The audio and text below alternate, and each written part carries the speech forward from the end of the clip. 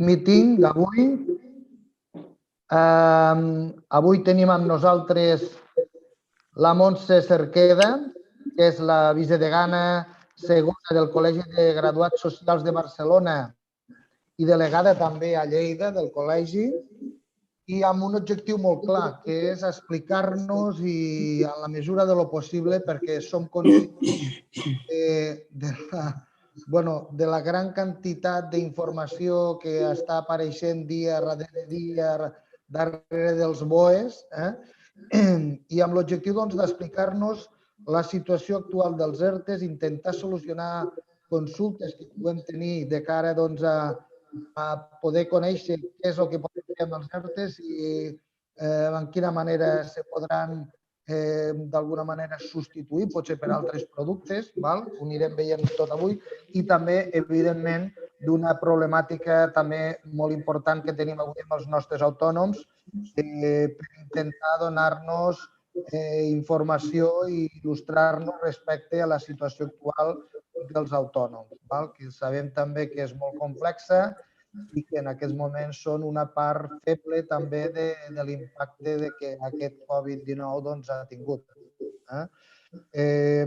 Només això, agrair també a la Montse Cerqueda perquè sabeu que aquesta sessió d'avui o totes les sessions que estem fent amb el Click Meeting són accions solidàries, en aquest cas per part del Col·legi de Graduats Socials de Barcelona i concretament la delegació a Lleida, i per tant li volem agrair la seva presència i que hagin acceptat la invitació de la cambra per poder participar.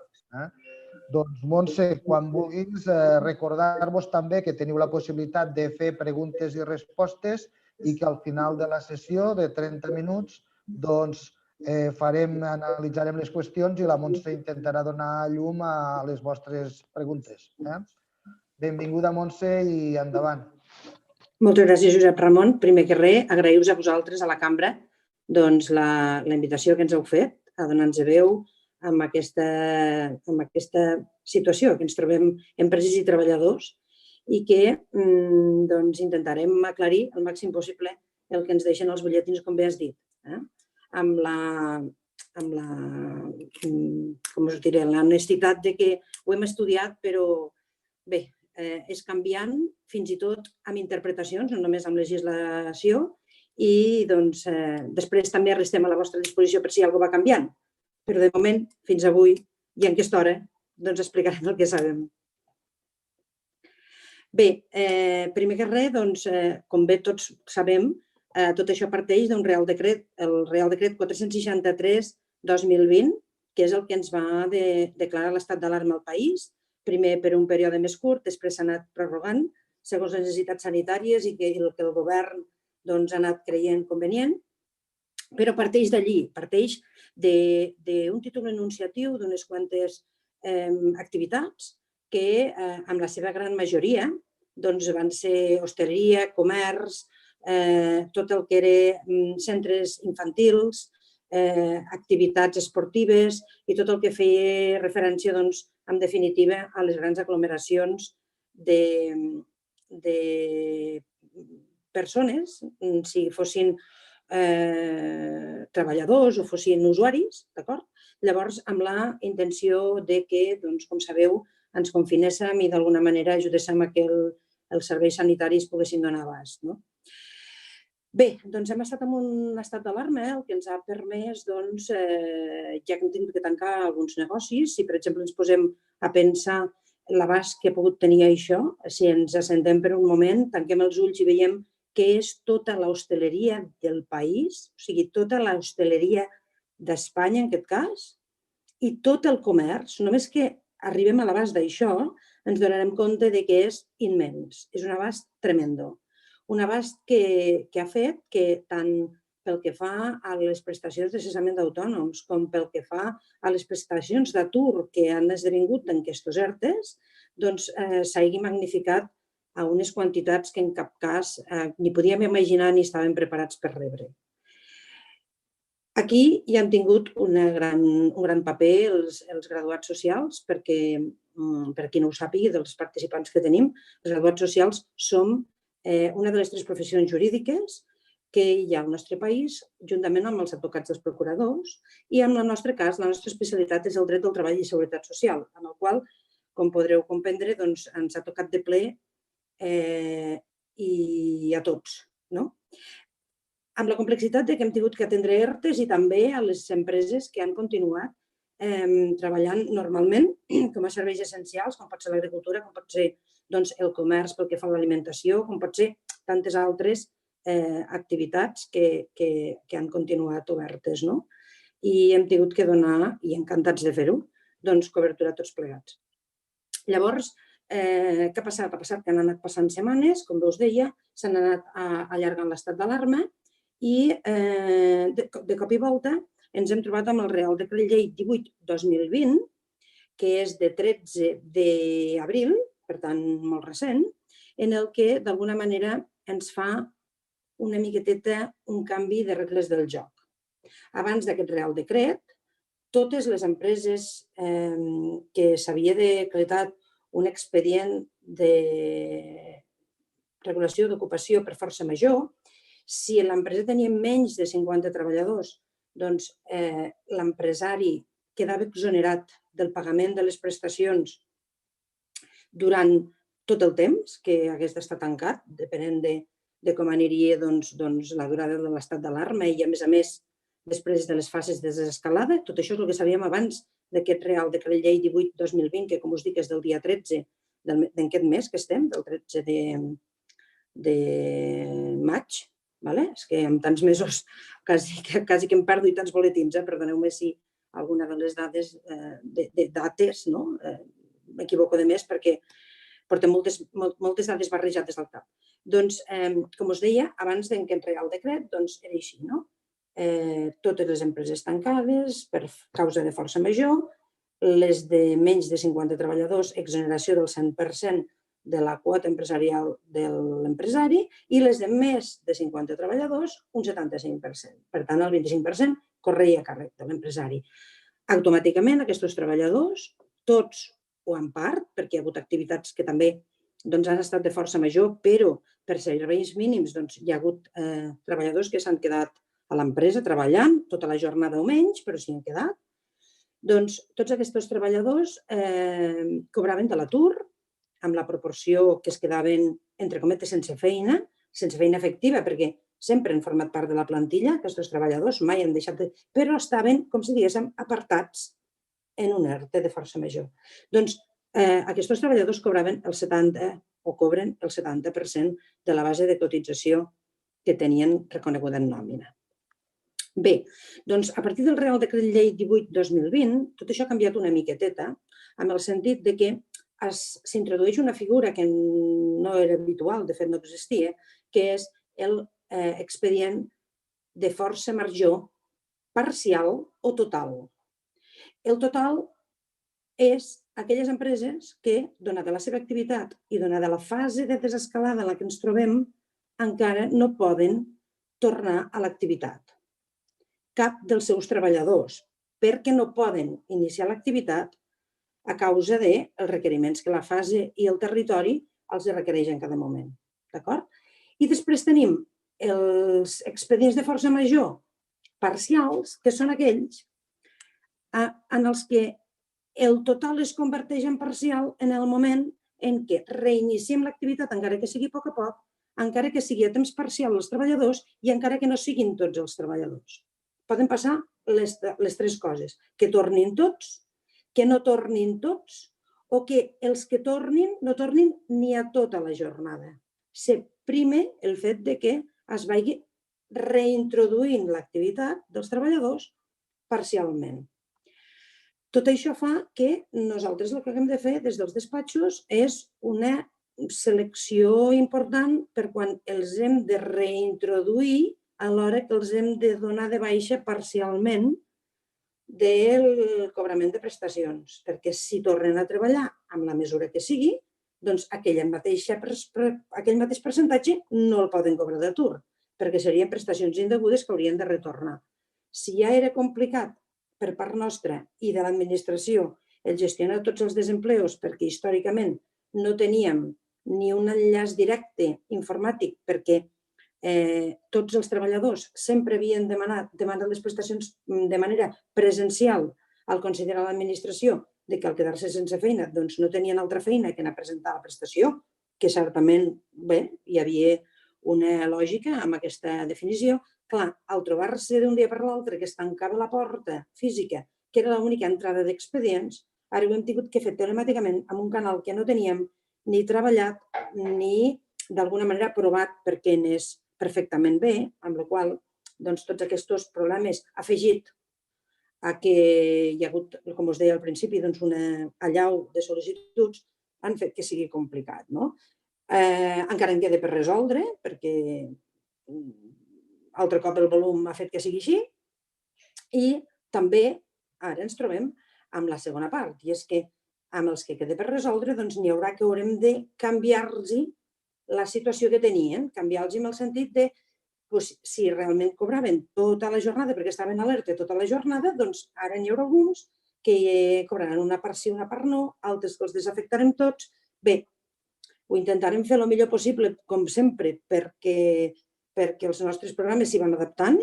Llavors, l'enllaç amb el CEPE també serà el millor que puguem amb les eines que tenim, que cada vegada ho anem perfeccionant més perquè tots anem més rodats, també s'ha de dir. Quina situació esdevé, segons diu la norma? La norma diu que les empreses han de reincorporar els seus treballadors. No poden, han. Llavors aquí esdevé un dels dubtes. Un dels dubtes és, a veure, hi ha aquelles empreses que no els hi surt a compte obrir per les restriccions segons en quina fase es troben.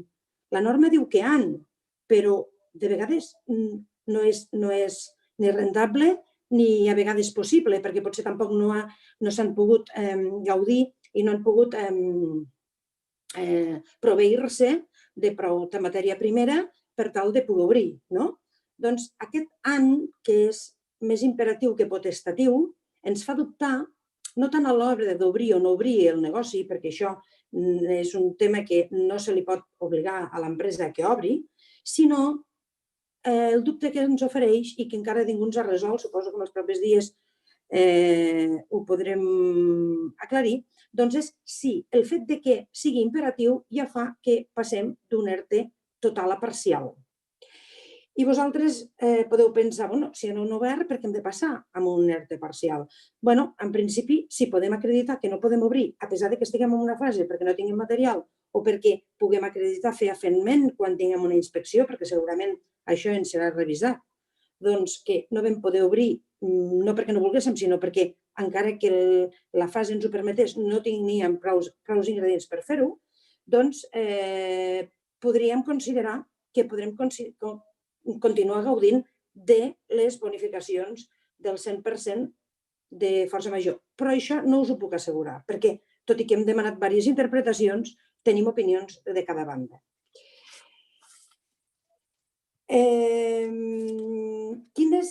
Quin canvi té això? Això té un canvi en les exoneracions de seguretat social. Per què?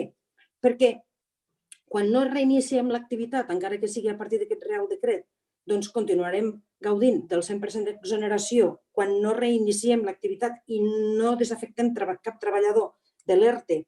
Podem gaudir del 100% de l'exoneració si tenim menys de 50 treballadors i del 75% si en tenim més, però només que desafectem un treballador, només un, i encara que sigui a temps parcial, què ens passa? Ens passa que per al mes de maig els treballadors que no reiniciïn, que es quedin encara a l'ERTE, no el que ha sortit, els que no reiniciïn aquesta bonificació del 100%, aquesta exoneració del 100% passaria al 60% al mes de maig i al 45% al mes de juny, i amb empreses de menys de 50 treballadors i amb empreses de més de 50 treballadors 45% de bonificació al maig i 30% al juny, però per contra, que això no estava previst, els que sí que reincorporen, sigui parcialment o totalment, tindran bonificacions. Fins ara només en tenien els que estaven a l'ERTE. Doncs què pretén la legislació? El que pretén el legislador és que anem reincorporant i incentivar a que els treballadors surtin de l'ERTE per tornar a la feina, perquè tornem a incorporar-los. De quina manera ens bonifiquen? Doncs a les empreses de menys de 50 treballadors, aquests treballadors que s'incorporin tindran una bonificació del 85%, una exoneració, perdoneu, del 85% al maig i una del 70% al juny, que no hauran de tornar tampoc les empreses si després se compleixen els requisits o es continuen complint els requisits que després us comentaré. Per tant, deixem de tindre bonificació pels que es queden en ERTE, però en guanyem unes bonificacions pels que fem sortir un altre cop a l'empresa a treballar. Fem sortir de l'ERTE i els posem a treballar.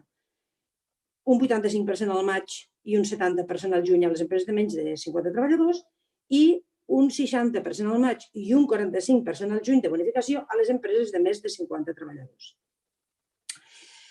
Com farem per acreditar cada una de les situacions, de per què desafectem o no desafectem treballadors?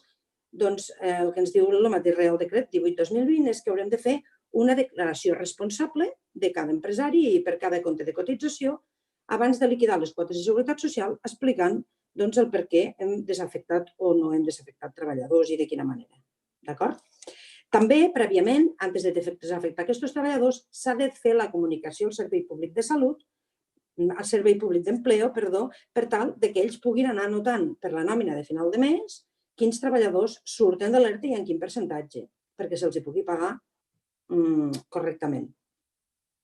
Per totes aquestes exoneracions, com fins ara, no cal que l'empresa estigui al corrent de pagament i el requisit és que hem de mantenir l'ocupació els 6 mesos següents a comptar des de la primera reincorporació, que s'entén que és des que l'empresa es torni a reactivar. Comptem el dia que fem la primera reincorporació d'un treballador i, si és de tots, però si només és un, a partir d'allí 6 mesos hem de mantenir l'empleo dels treballadors afectats en ERTE. Però dels treballadors vol dir dels treballadors amb nom i cognom. No si en teníem 5, n'acomiado un i al seu lloc n'hi poso un altre i en continuo tenint 5. No. El que es pretén és protegir els treballadors que estan amb ERTE, amb nom i cognoms. D'acord? És una condició individual de cada treballador afectat. Quan no incomplirem aquest requisit? Aquest requisit no l'incomplirem quan fem un acomiadament disciplinari declarat improcedent. Declarat improcedent vol dir que hem d'anar al jutjat i que el jutge amb sentència l'ha de declarar improcedent perquè sigui disciplinari, declarat procedent, improcedent no, declarat procedent, o sigui, que acreditem que és un acomiadament disciplinari i que el jutge ens doni aquesta declaració. No val només que fem una conciliació o que arribem a un acord les dues parts. D'acord? Ha de ser declarat. Tampoc no incomplirem si el treballador presenta la baixa voluntària, una baixa voluntària manifesta i real signada, d'acord? Que deixi clar que és voluntat del treballador el plegar voluntàriament. Per mort, jubilació, incapacitat del treballador, doncs també s'entendria aquelles causes que no són imputables a l'empresa, que no és l'empresa qui decideix que aquesta relació laboral no tingui aquesta durada de 6 mesos que ens demana el Reial Decret, que ens demana per tal de tenir dret a aquestes exoneracions i no tenir-les que tornar, com veurem després. I tampoc no seria un incompliment el que hi hagués un acabament de contracte, d'un contracte temporal d'un treballador en ERTE o un final d'obra que l'haguéssim d'acabar, aquesta obra, perquè per algun motiu no es pogués dur a terme o senzillament perquè s'hagués acabat al cap dels dies. D'acord? Si practiquéssim mesures de flexibilitat interna a l'empresa no incompliríem, perquè el treballador continuaria a l'empresa, l'únic que podríem pactar que uns mesos treballés més que altres, sempre respectant l'horari anual del treballador. Per tant, en aquest cas hi hauria una mesura de flexibilitat que podríem necessitar per tal de fer efectiu tot el que és la feina de l'empresa sense que potser fos exactament l'horari que tenia el treballador, però podríem pactar una flexibilitat. Això no faria que incomplíssim i també es tindrà en compte les característiques específiques del sector concret de l'activitat, perquè hi pot ser que hi hagi activitats estacionals. Se m'acut, no sé, les ampes de les escoles o, no sé, les càmeres de fruita. Bé, activitats estacionals que s'haurien de tindre en compte que l'incompliment no fos tampoc degut a cap de les circumstàncies, sinó a que la feina en si s'acabi. D'acord? Quines altres empreses tampoc no incomplirien? Les empreses amb risc d'entrar en concurs de creditors.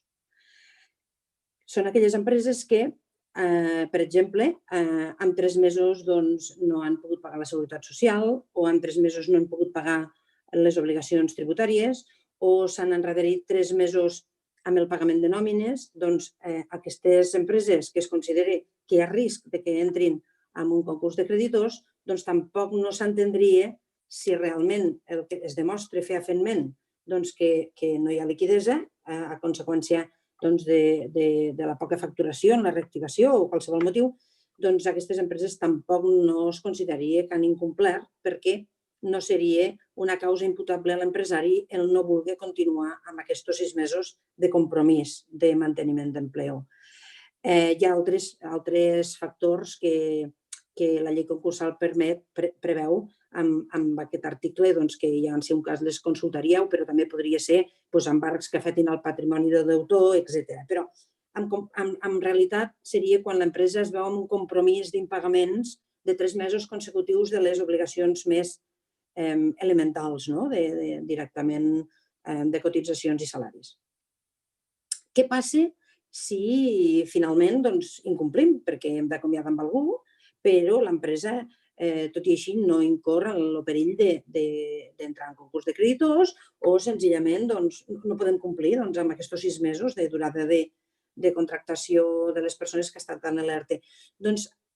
La norma diu que s'ha de reintegrar la totalitat de l'import de les cotitzacions exonerades amb recàrrec i interessos. El que no diu és si només s'ha de reintegrar el de la persona que s'ha acomiadat o tota l'exoneració de tota l'empresa. Caldrà veure quines interpretacions, caldrà veure què surten endavant.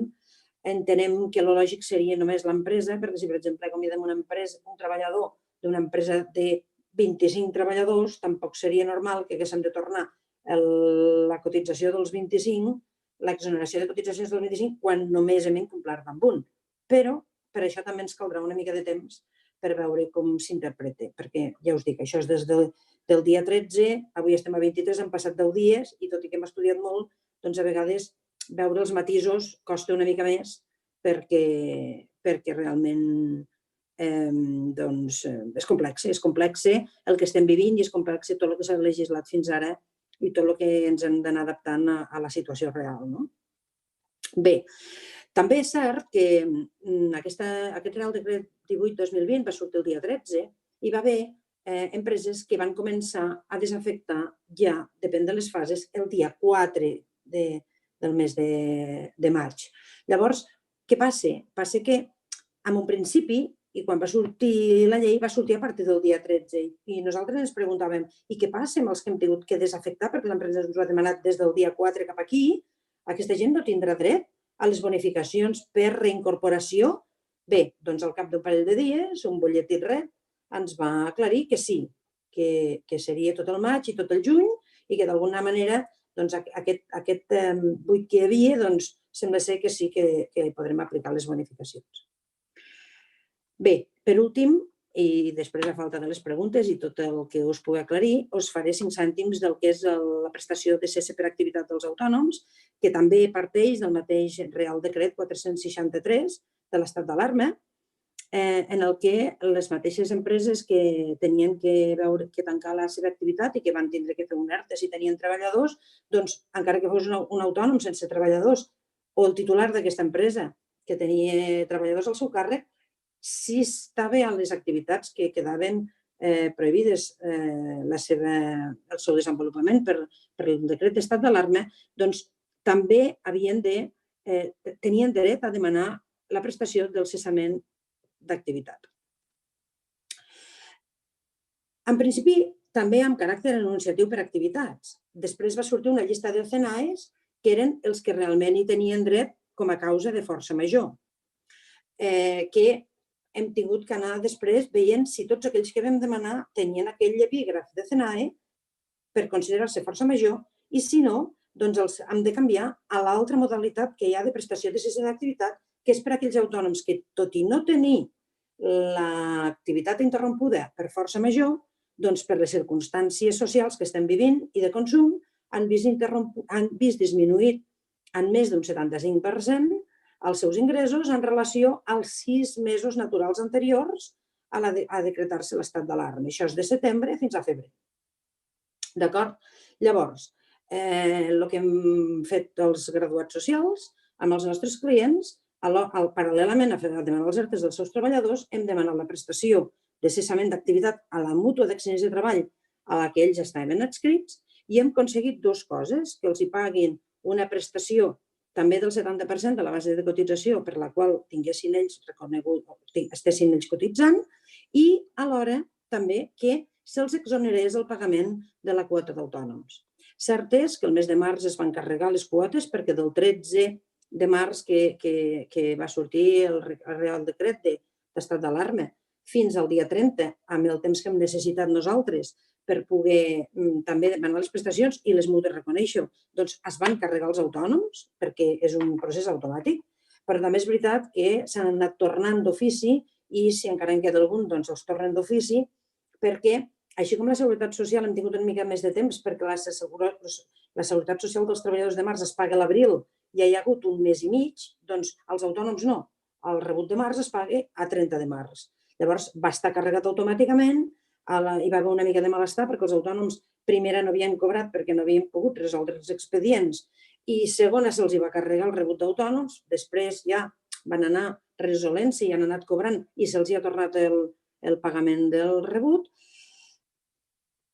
Però tot això s'ha pogut fer d'una manera, si em permeteu, una mica més àgil, en el sentit que no ha calgut donar-nos de baixa a la Tresoreria General de la Seguretat Social ni a l'Agència Tributària, amb la qual tampoc han perdut aquelles bonificacions que tenien els nous emprenedors, que tenien bonificat els autònoms, que si els haguéssim donat de baixa i alta corrèiem el perill de perdre aquesta bonificació. Per tant, això ha estat una bona notícia, que no ha calgut fer el tràmit de baixa i alta ni a la Seguretat Social ni a l'Agència Tributària i també, igual que els treballadors del règim general, que m'he descuidat de dir-ho, les prestacions que han cobrat els treballadors del règim general no han gastat el seu període d'atur que poguessin tindre acumulat per treball.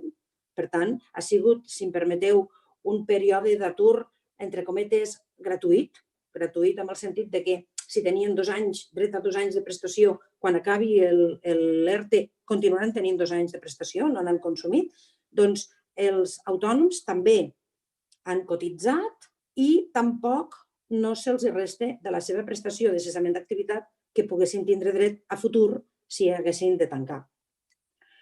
Dir-vos què més us puc dir? Sí, que les revisions del cessament d'activitat han estat, si n'heu rebut vosaltres, perquè sigueu autònoms, els que m'escolteu, veureu que hi diu resolució provisional i és per això, perquè s'havia d'alguna manera, amb la declaració responsable i la memòria que s'ha fet, doncs les mútues no han entrat a valorar per la immediatesa que calia de resoldre si era cert o no cert el que estàvem declarant. Llavors, d'alguna manera, l'administració sempre té 4 anys de revisió i, doncs, per aquest motiu, l'enunciat era prestació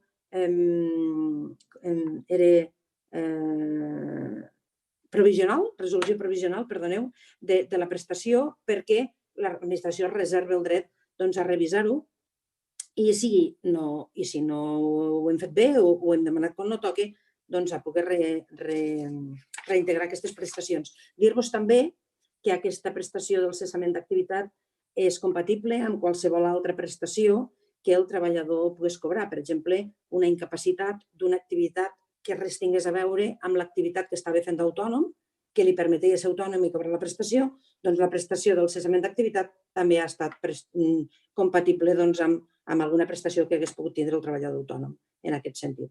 I per la meva banda, d'entrada res més i les preguntes que us pugui aclarir, i si alguna no la puc aclarir, doncs l'estudiaria i amb molt de gust us la contestaria per escrit a la cambra. Molt bé, moltes gràcies, Montse. Doncs, si et sembla, aquí tenim tot un seguit de preguntes. Vinga, les començaré a llegir. Diu la primera, què passa a efectes de seguretat social si una autoescola amb ERTO i cese d'activitat el dia 25 de maig, fase 2, no obre les portes? Bueno, potser no tinc al cap totes les activitats amb tot el que es pot fer exactament, però és el que explicava al principi. L'obligació d'obrir, si l'estat d'alarma en què ens trobem ho permet, no la tenim perquè és una potestat de l'empresari. Altra cosa és com s'interpretarà després el fet de que puguem acreditar per què no hem obert.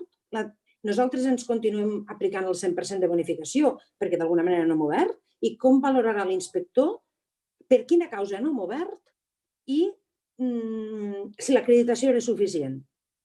O sigui, jo l'altre dia, per exemple, em vaig trobar un senyor que em va dir: escolta, Montse, mira, jo és que amb un client, amb la terrassa que em deixen obrir, perquè jo la tinc molt petita i a més no tenia possibilitat en aquell moment, ara em penso que l'Ajuntament ja ho ha facilitat una mica més, no? No és de Lleida, no m'estic posant a l'Ajuntament de Lleida, era un poble. Diu, no em dóna, ho faig jo sol i no em dóna per desafectar treballadors. Clar, si podem demostrar que no ens dóna per desafectar treballadors, potser la inspecció ens deixarà gaudir d'aquest 100%. Del contrari, doncs haurem de tornar a allò que ens haguem bonificat de més perquè no puguem acreditar que hem obert. No hem obert perquè no hem volgut, si em permeteu, o perquè no ens ha semblat prou interessant el que hi sortim guanyant del que hauríem de pagar si els desafectem els treballadors. Aquest és un dels dubtes primers que tenim.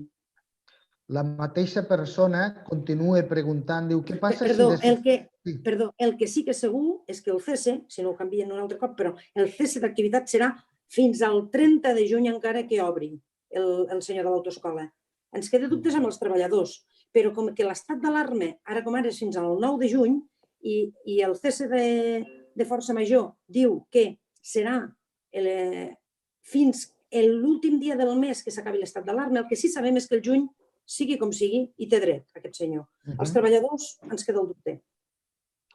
També comenta, diu, què passa si decideix obrir però el dia 1 de juny, en lloc del 25 de maig, que ja ho podia haver fet? Li afecta les bonificacions del mes de maig? Bueno, clar, si ja ho podia haver fet i no pot demostrar el per què no ho va fer, sí que li afectarà, clar. I també pregunta, afecta diferent Tarragona que al Pirineu, en el sentit que Tarragona ja pot treballar i examinar, perquè el fet que estan en fase... Bueno, clar. En canvi, al Pirineu se li permet obrir en fase 2, però Jefatura Provincial de Lleida està encara tancada fins que arribi a fase 2. Bueno, aquest seria un dels fets que s'haurien de demostrar en el moment en què haguem d'anar a passar comptes davant de la Inspecció de Treball, en el cas que ens ho inspeccioni, doncs de dir, miri, escolti, jo no ho vaig fer per aquest motiu, no perquè no volgués, sinó perquè tenia aquests impediments. Hi haurà tants impediments com activitats, perquè molts de les activitats, el que no arriba, per exemple, un senyor que té una ferreteria, el problema que té és que no li entra subministre. Llavors, d'alguna manera, per què? Perquè les exportacions han parat, perquè venia molt producte de fora. Bueno, cadascú haurà de demostrar el per què ha pres una decisió o una altra. Per tant, cal que ens documentem ara, que és quan ens està passant, els motius pels quals prenem una decisió o una altra. És molt important. Diu, li surt més a compte obrir i rescatar només el titular i deixar la resta de la plantilla en ERTO? En aquest cas, es veu afectada la bonificació del personal que queda en ERTO? Clar, és que el titular no està en un ERTO. El titular està en una prestació que se'n diu cese d'activitat del treballador autònom, que és el que aquest senyor o senyora té fins al 30 de juny, perquè l'estat d'alarma dura ara com ara fins al 9 de juny. Per tant, són dues coses per separat. Una cosa són els treballadors del règim general i l'altra cosa és el cesse d'activitat. El cesse d'activitat pot obrir, ell va fent. El dubte que tenim és que si obrim perquè l'activitat pot obrir, si els treballadors passen automàticament a ser un ERTO parcial i no total. Aquí tenim una altra pregunta que diu: bonificación del ERTE de un solo trabajador, lo reincorporas al 100%, bonificación del 85%, entenc que sí. Sí, sí. Casia dice que sí, webinar hace poco decían que no. Comunicar en 15 días el fin del ERTE a la autoridad laboral. Bueno, sí, això és una altra cosa. El tema de comunicar el fin de l'ERTE, en tot cas l'ERTE acabarà el dia 30 de juny, com a últim dia. S'ha deslligat de la data de final de l'estat d'alarma. I llavors aquell dia sí que acabarà l'ERTE. Acabarà perquè així ho diu el precepte i a partir d'allí sí que tenim 30 dies per comunicar-ho a l'autoritat laboral. Si algú vol comunicar-ho abans perquè considera que ja té consolidat el fet de que la seva activitat continuarà, ho pot fer, però és voluntari el comunicar-ho. Sí que després del 15 de juliol o fins al 15 de juliol hauran d'estar tots comunicats per tancar els ERTEs, això sí. Molt bé. Si no recuperas a ningún trabajador, ERTE de fuerza mayor total, aún pudiendo abrir por desescalada, abre el autónomo y deja al trabajador en ERTE. I ho hem dit. És les mateixes preguntes que ens han fet al principi.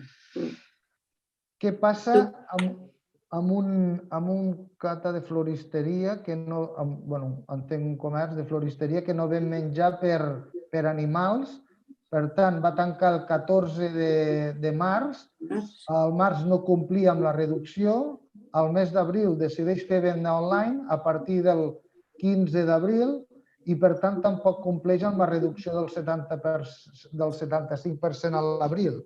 Ara bé, en el període comprès entre el 15 de març i el 14 d'abril sí que no va facturar res. És taxatiu el termini de mes anterior, entès com a mes natural, o es pot ser flexible i entendre com a mes entre dues dates? Aquesta pregunta m'agradaria poder-la contestar llegint-la amb deteniment perquè és molt difícil. És molt difícil així respondre-la. No m'importarà, sisplau, si me la podeu passar per correu, l'estudio i la contesto. Perfecte. Doneu per fer la complexitat. Molt bé, avancem. Una altra pregunta. Entenc que un contracte d'interinitat que finalitza per reincorporació de la persona substituïda no incompleix, oi? No, entenem que no. No. Diu, una empresa ha d'obrir el 22 de maig per Real Decret, però no incorpora els treballadors fins al 25 de maig. A veure, ha d'obrir el 22 de maig per Real Decret? Per Real Decret, no sé exactament quin Real Decret, però no incorpora els treballadors fins al 25. Quin dia passaria a ERTE parcial per comunicar-ho a la Seguretat Social amb la declaració de responsabilitat? Bueno, és el de sempre. És que hem de veure, el Real Decret no és el 18, que jo sàpiga, ara el 22 no em ve al cap quin de voler dir, però si el que em fem referència és el del 18, ha d'acreditar perquè obre un dia i no un altre, com hem dit al principi. Si tenim l'acreditació no serà un problema i si no la tenim i tenim una revisió, doncs pot ser que si ens descontem el 100% des del dia 13 o des del dia 1 fins al dia 22, o des del dia 13 que surt el Real Decret fins al dia 22, pot ser que haguem de tornar una part amb interessos i recàrrec. Pot ser, sí. Si no podem acreditar perquè no vam tancar. No vam obrir. Molt bé. Si com a autònom ja tinc oberta la meva activitat, però no tinc feina suficient per reincorporar el meu treballador, fins quan puc mantenir l'ERTO? El pots mantenir fins al 30 de juny. I també el pots reincorporar parcialment. No tens per què reincorporar-lo totalment, encara que fos un treballador que no estés a temps complet. Si, per exemple, el tenies sempre contractat al 50%, el pots incorporar al 25%, però sempre acabarà, si no hi ha novetat, el 30 de juny. En aquest cas seria a través d'un ERTO per causes objectives, entenc, no? No, com a causa de força major. De força major. Sí, estem parlant de força major.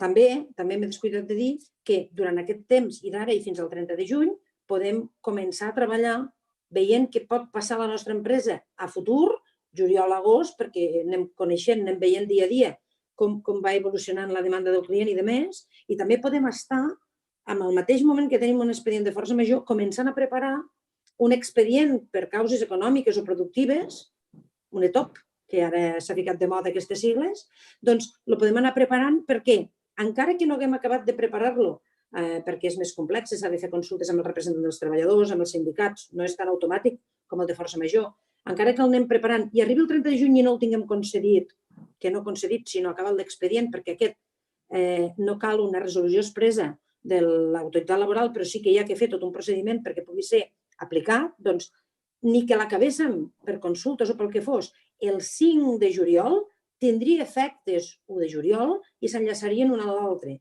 Per tant, durant aquest temps també cal preveure què pot passar a la nostra empresa a partir de l'1 de juliol. Perquè si no preveiem res, el 1 de juliol entrem tots a treballar al 100%.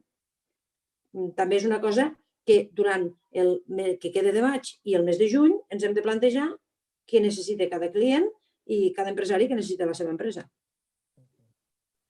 Aquí potser també aquí pregunten, l'empresa passa a ERTE parcial, però no desafecta cap treballador. Podria ser? Quines conseqüències tindria?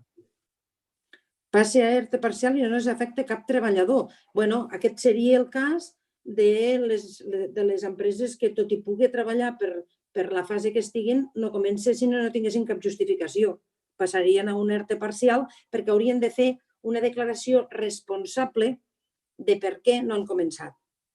Llavors, al fer la declaració responsable, que aquesta declaració responsable no n'han volgut dir declaració jurada, però ha de ser veraç i, a més, justificada per quan ens n'anem a la inspecció, doncs aquesta declaració responsable és la que farà que d'alguna manera puguem mantenir el 100% o haguem de passar al 85% a les empreses de menys de 50 treballadors.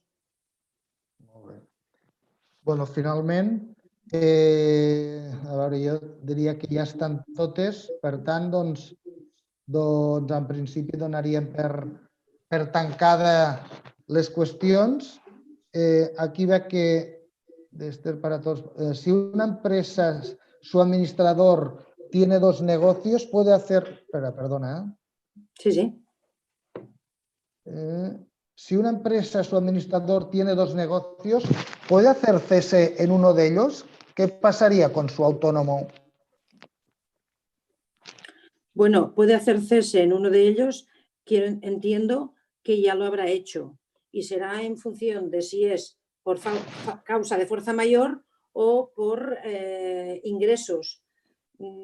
También es una respuesta que tendría que estudiar. No le sabría responder ahora mismo. Es de fuerza mayor. Veo que entra que es por fuerza mayor. Sí, el cese. A ver aquí. Si una empresa puede hacer cese en uno de ellos, ¿qué pasaría con su autónomo? Es de fuerza mayor, sí. Uno de ellos es transporte. Y el otro es transporte. Bueno, entiendo que por el de fuerza mayor tendría derecho, porque el autónomo es único por tantas actividades como tengas. Entiendo que tendría derecho, pero es una consulta que tendría que asegurarme de ello porque no he tenido ningún caso a estudiar. Si hace falta lo estudio, yo os lo contesto muy amable, con mucho gusto. Aquí n'hi ha un altre que diu, els centres de formació no reglada també o hem de tornar a les classes presencials o hem de continuar amb les classes online? Bé, aquí em penso, aquí no recordo ben bé què diu el decret d'estat d'alarma, crec que és potestatiu, no és obligatori que tornin, i si no és obligatori, doncs com que també el Real Decret preveu que quan es pot fer teletreball després de que s'acabi l'estat d'alarma tenim l'obligació de teletreballar almenys durant 2 mesos més, doncs aquí crec que estaria justificat que es continués fent amb teletreball, com s'ha fet fins ara. Molt bé. També hi ha, amb el tema de l'ensenyança, més que ERTEs hi ha teletreball. Potser algun professor sí, però el que més s'ha donat potser és teletreball, perquè els alumnes han continuat seguint els cursos. Aquí diu una empresa amb activitat parcial i 19 treballadors en ERTO per força major es considera força major parcial o total? Es considera... Bueno, depèn de l'activitat. Quina activitat fa? És que l'empresa no es considera parcial o total pel número de treballadors que té l'ERTE o no, perquè inicialment ja podia ser un força major al 100% només una part dels treballadors.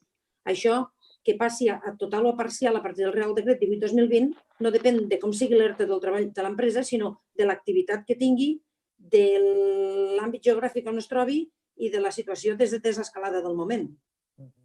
Per tant, depèn de quina activitat sigui i en principi entenc que quan aquesta activitat ha estat per causa de força major o ha estat indirectament, si hi ha una part de treballadors que han continuat treballant encara que fossin serveis mínims, i si ara restableix l'activitat de la que depenien, al meu criteri penso que passaria a ser de força major parcial. Aquí una altra pregunta. Quins són els passos a fer exactament als organismes per canviar la denominació dels ERTOs totals a parcials?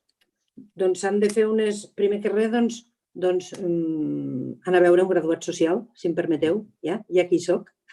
Anar a veure un graduat social que us ho explicarà molt i molt bé perquè estan estudiant dia i nit, me consta els companys. Però el que s'ha de fer és donar de baixa la prestació amb una comunicació i un quadre d'Excel que ja ens ha facilitat el CP, donar de baixa la prestació i tornar-la a donar d'alta amb el percentatge que correspongui si es desafecta parcialment. S'ha de fer una baixa i una alta, amb uns formularis que ja ens han donat per presentar de manera telemàtica per un canal que té habilitat el Servei Públic d'Ocupació. Servei Públic d'Empleo, perdó. Aquí n'hi ha una altra. Entenc que un contracte d'interinitat que finalitza per reincorporació de la persona substituïda no incompleix, oi? No, entendríem que no. Seria com un contracte temporal que ja ha acabat, no? Era una interinitat mentre la persona que estava d'alguna manera de baixa maternal, per la situació que sigui, de baixa per incapacitat temporal, quan abans del Covid, doncs vull entendre que és aquesta la pregunta, quan s'acaba el contracte, s'acaba per reincorporació de la persona que substituïa i no incompliria. Molt bé. Bé, doncs aquestes són totes les qüestions que s'han fet, que Déu-n'hi-do, la quantitat de dubtes que hi ha, i és que és una realitat. La veritat és que els empresaris estan molt, com podeu comprovar i com pots comprovar i com ja coneixes prou bé, Montse, estan en una situació d'incertesa total i tots molt preocupats per aquests canvis repentinos que hi ha en aquests moments i cada dia i que tots estan pendents de que si, clar, avui prens una decisió en funció de la informació que tens, però si demà te la canvien, doncs automàticament aquella decisió igual no està ben presa i, clar, és aquesta la incertesa que s'estan trobant, evidentment, a banda del futur de la viabilitat des del punt de vista ja econòmic de l'activitat, de que si realment el model encaixa o s'hauran de canviar models, etc. És a dir, que no solament hi ha la incertesa de la perspectiva econòmica de si hi ha canvis en el comportament dels consumidors i d'altres, sinó també de la pròpia administració que està generant aquesta poca garantia en el que seria l'activitat i sobretot en el que és la inseguretat jurídica que tot això està generant. El món del treball és un món molt bonic, de fet a mi m'agrada moltíssim, m'apassiona. És molt viu, és un món que ens acompanya des que complim els 16 o els 18 anys fins que no només ens jubilem, sinó fins que fins i tot podem quedar vidus o vidues, per tant ens acompanya tota la vida. I bé, els graduats socials encantats de col·laborar amb vosaltres. Aprofito per saludar amb alguns companys i companyes graduats socials que els he vist connectats, que en saben més que jo. S'han connectat, però estic seguríssima que en saben més que jo perquè tenim un xat molt actiu que ens hem ajudat tots i encantada de col·laborar amb vosaltres en nom dels graduats socials de Lleida, Barcelona i Girona quan us vingui de gust i puguem aportar alguna cosa a la societat de Lleida. Molt bé, moltes gràcies a tots per la vostra assistència i només comunicar-vos que el proper dimecres, com ja sabeu, continuem amb la nostra programació de webinars. Tindrem la conferència de com sobreviure financerament a la guerra del coronavirus. Un altre tema apassionant. És que n'hi ha tants de temes interessants i que realment són de sobtosa actualitat, malauradament. Moltes gràcies a tots. Fins dimecres. Moltes gràcies, Montse. Gràcies a